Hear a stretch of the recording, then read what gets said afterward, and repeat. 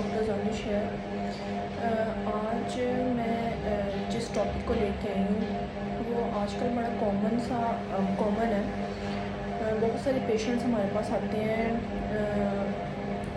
प्रेजेंटिव complain लेके कि जी उन्हें कुछ खाने के बाद स्टमक में ना मतलब इस पोर्शन में जलन फील होती है, ठीक है। दर्द की कंप्लेन करते हैं पेशेंट कि जी हम जब कुछ खाया था हमने ऐसा, और उसके बाद ना दर्द में अब जलन स्टार्ट हो गई है, तो वो अब कंट्रोल नहीं हो रही है, ठीक है।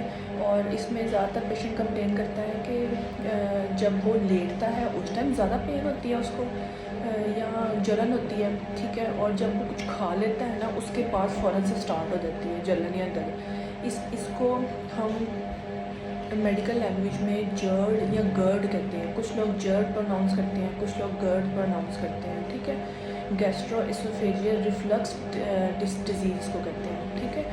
अच्छा, इसमें क्या होता है कि ये पेशेंट कंप्लेन लेके आता है आपके पास, आपने इसको आया ये कार्डिक पेन तो नहीं है, इसके साथ पहले रूल आउट कर लेना है, ठीक है। उसके लिए क्योंकि कार्डिक पेन या चेस्ट पेन भी अक्सर इसी पोर्शन में फील होती है, ठीक है। तो आपने उसकी हिस्ट्री लेके ईसीजी करके आपने रूल आउट कर लेना कि वो कार्डिक पेन तो नहीं है, ठीक है। उसके बाद अगर वो जब वो रूल आउट हो जाएगी वो स्टमक पेन है, तो उसमें आप पेशेंट को सबसे पहले तो काउंसल करते हो कि मिर्च मसाला और तली हुई चीज़ें कम खानी है।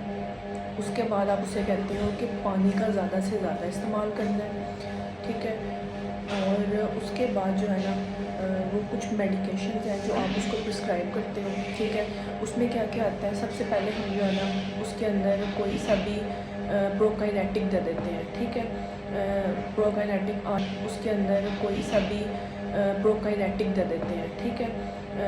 प्रोकाइनेटिक आजकल मतलब जो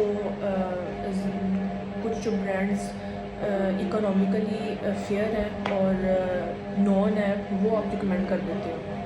तो जो मेरी नॉलेज में है वो है मैक्सोलॉन के नाम से, ठीक है।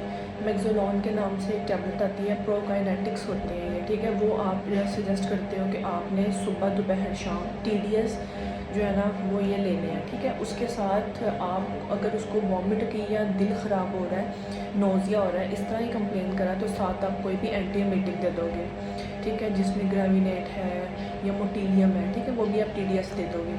उसके बाद आपने जो है ना कोई एंट एसिड देना है उसकी जलन, उसकी वो फीलिंग ख़त्म करने के लिए। उसमें म्यूकेन आ जाता है, उसमें गैविस्कॉन आ जाता है, उसमें डाइजिक्स आ जाता है, ठीक है। स्मूथली ब्रांड्स हैं, तो ये इनमें से आप कोई ना कोई इसको रिकमेंड कर दोगे TDS सुबह दोपहर शाम 2-2 चम्मच, ठीक है। इसके साथ आपने PPI देनी है।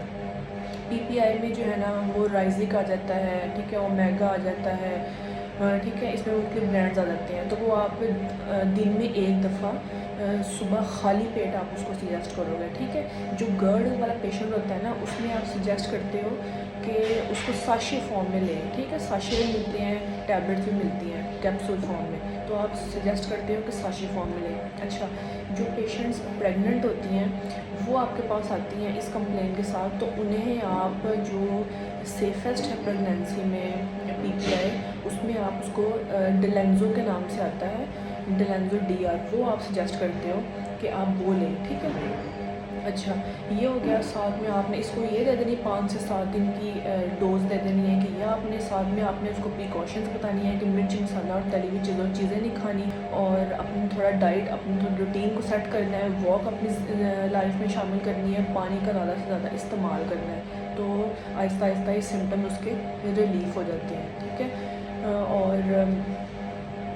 और मज़ीद आप कोई आपकी क्वेरी है, कोई आप कोई किसी टॉपिक से रिलेटेड, किसी मेडिकल टर्म से रिलेटेड कुछ और आप इंफॉर्मेशन लेना चाहते हैं, तो मुझे जो है ना वो आप मैसेज कर सकते हैं बिला झिझक।